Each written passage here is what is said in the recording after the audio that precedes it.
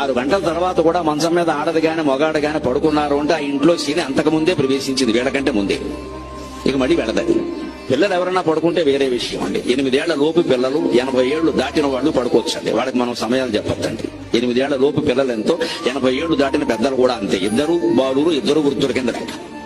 8 ఏళ్లు దాటుతున్నాయి అంటే నేర్పాలి ఖచ్చితంగా. ఓ గిల్లేనా లేపాలి వాడిని. ఈ కాలం పిల్లలు ఇంతేనండి అంటే కుదరదండి అక్కడ. పోనీ వాళ్ళ ఉద్యోగాల కారణంగా ఇంటి నుంచి పని చేస్తున్నారు, ఏదో వాళ్ళకి పని 11, 12, 1 గంట కూడా అయిపోతుంది ఒక్కోసారి. అప్పుడైనా పడుకోమనాలి. అప్పుడు కూడా లెక్క 7 గంటల లెక్క. 7 గంటల తర్వాత మళ్ళీ దేవా నువ్వు 1 గంట పడుకున్నావు, 8ంటికి లే, 12ంటికి పడుకున్నావు, 7ంటికి లే, చాలు అంతకంటే ఇంక పడుకున్నాం కదా అని 10 వరకు పడుకుని 11ంటికి టిఫిన్ చేసి 4 గంటలకు భోజనం చేస్తే వాడు ఆరోగ్యం పాడైపోయింది మొత్తం.